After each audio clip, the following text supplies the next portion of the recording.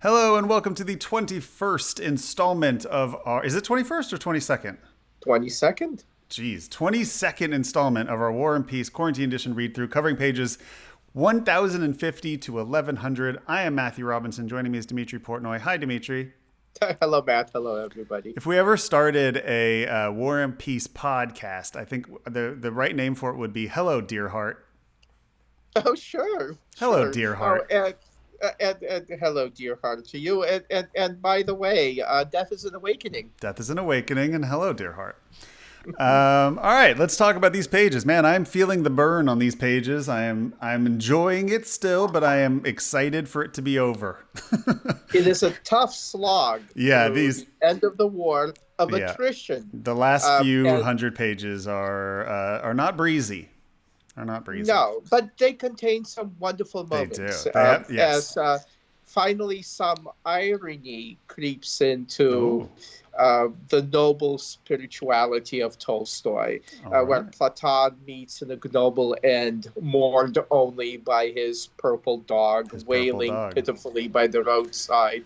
A dog that was eating human and horse flesh Yeah. happily on this death march to Smolensk, I think, which, Yep. there's nothing much in Smolensk to see anyway. And the stars are hidden for the Mm, first time. The yeah. stars are twinkling to themselves Yeah. as Russian soldiers and French officers, including Pierre's best friend for one night, Mm-hmm. uh, are carousing and singing and drinking and making merry in a break between killing each other. So yeah, so I think the theme of these 50 pages, if I had to pick one, would be no lives are meaningful and no lives are meaningless. They are all the same and they are all dwarfed by the immensity and unknowability of the universe and of God. And Napoleon's life, or Karatev's life, or Kurazov's life, or anybody's life, or Petya's, or the peasant who's mourned by his purple dog. Nobody's life is any more heroic or important or useful or useless than anybody else's. So interspersed with all this, we get one of my favorite scenes in the whole book, which is Petya and Dolokhov disguised as French officers getting intel, while Petya, it's like this wonderful little Tarantino scene, and Petya's the whole time just being like, "My hero, my hero." Or it's like the scene in I was hearing Patricia Arquette's monologue from True Romance. He's so cool. He's so cool. Just as Petya is watching Dolokhov, get all this information from the French the night before their attack. He gets a kiss. I He know. is so moved. He's so He moved he just kisses Dolokhov. rushes into Dólokhov's arms, Yeah. which are probably hiding some aces under their Yeah, sleeves exactly. right now.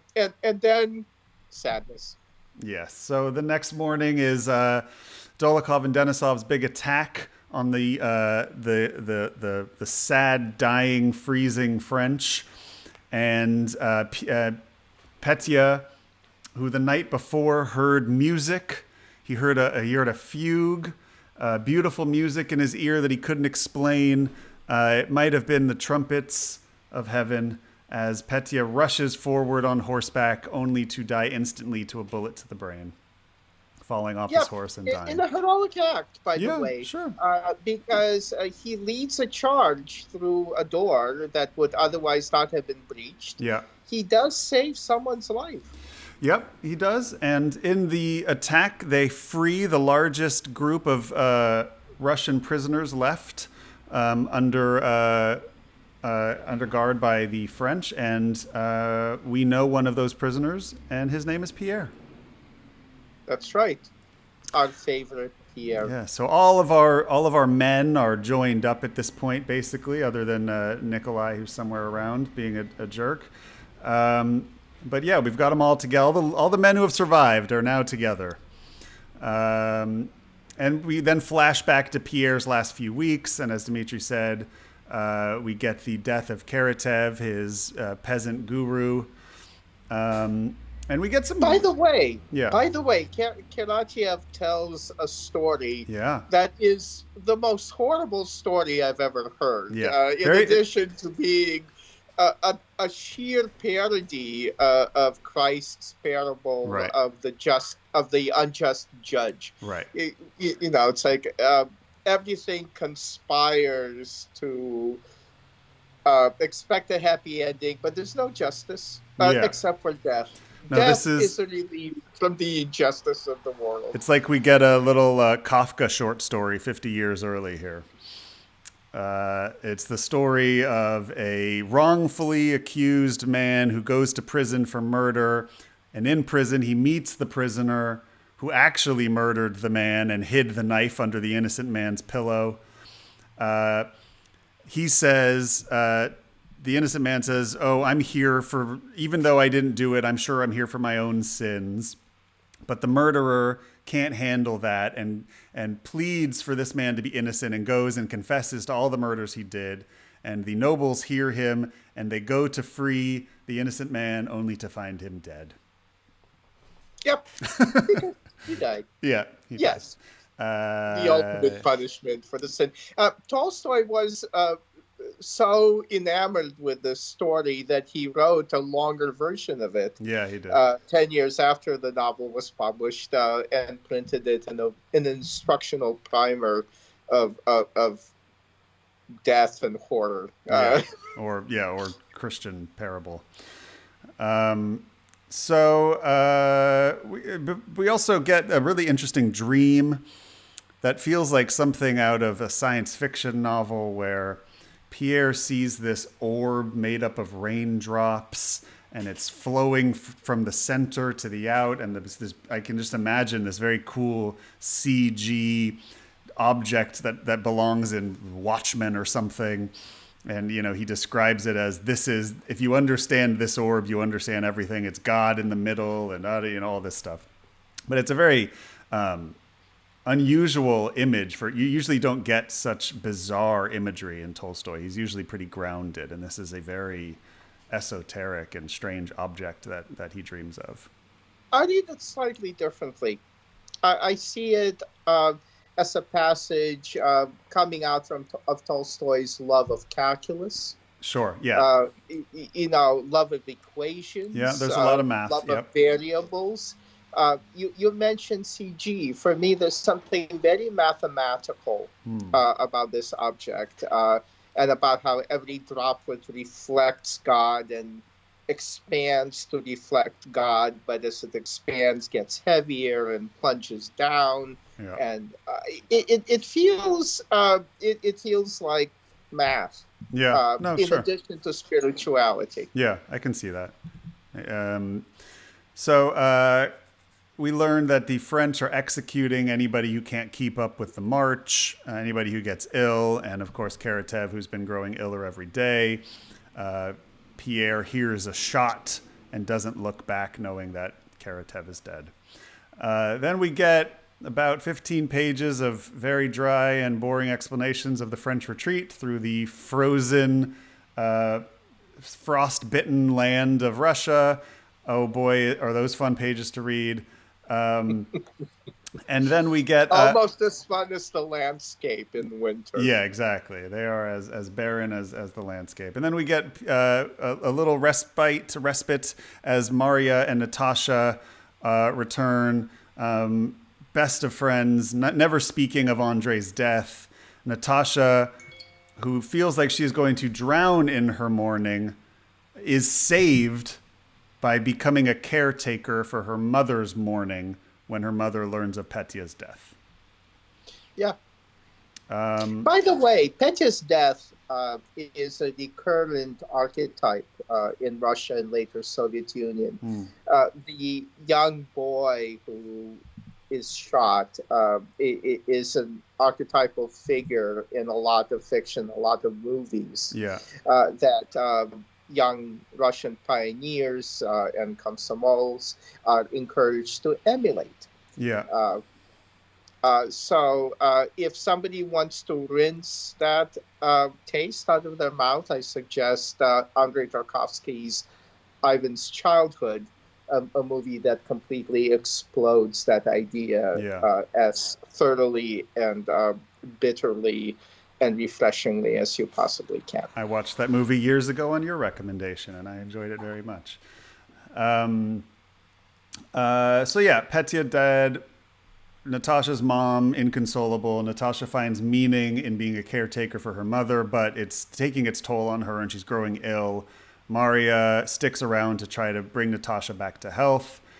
And then our last few pages, we get a little bit of a treatise on Kutuzov, who clearly Tolstoy thinks is a hero, but Tolstoy's heroes are human heroes, and he goes a long way to paint Kutuzov in full flesh. He is a man of flaws. He is a human man, physical flaws and mental flaws and tactical flaws. But Tolstoy makes it very clear that he was the only one who knew what needed to be done and saw everything as it was. He's the only one who saw the big battle as a victory, even though no one else did.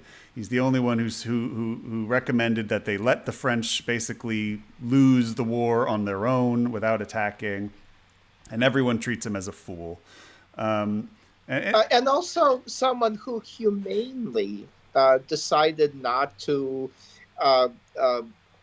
drive the stake in, decided that you don't They're need humans. to pursue Napoleon's troops outside the boundary, the border. You don't need to capture all these dukes and generals for your vainglory. You just need to win, let the enemy leave Russia, don't let them regroup. And in a coup de théâtre, one of my absolute favorite moments of the book, Tolstoy himself gives Kutuzov a medal for that in a historical true incident where Count Tolstoy, Tolstoy's uncle, hands Kutuzov an object and a silver plate. Yeah, lest you think it's the actual author, Tolstoy. Dmitry is correct. It is his uncle who is a historical figure in this novel. Yes, and in an actual incident, he gives Kutuzov a medal, the St. George Cross of the First Order. It's very meta. It's a breaking of the third wall, or the fourth wall, I should say, where everything comes crashing down, and I think Tolstoy gives his regards to the historical character in a moment of time travel that is possible in the pages of a novel that, for me, redeems the 200 dry pages preceding it. No, I hear you. It's a beautiful passage. And it's clear that he's setting up Kutuzov as the ultimate counterpoint to Napoleon. I mean, he is Napoleon's foil in every way, I think. And I think a real hero to Tolstoy. I think this is the moment where if there was to be a hero of the book in any traditional sense, I think Tolstoy is giving that literal award to Kutuzov. And again, this is the shortest volume of the four. Yep. It's 200 pages in our edition rather than the 300 pages of the rest.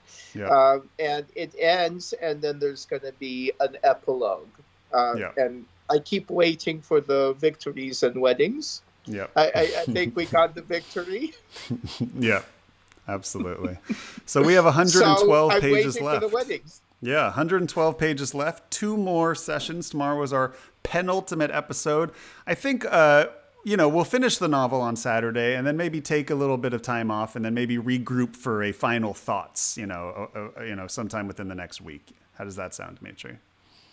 It sounds great, and maybe we'll have some special guests join us for that. I think we should. Yeah. So and we should let some time sink in after we've finished the novel to really have our thoughts about how it felt, and I can discuss how it felt reading for the third time. You can discuss how it felt reading for the first, and we've lived in this novel every day for 22 days so far. So we'll give it some time to breathe as it deserves.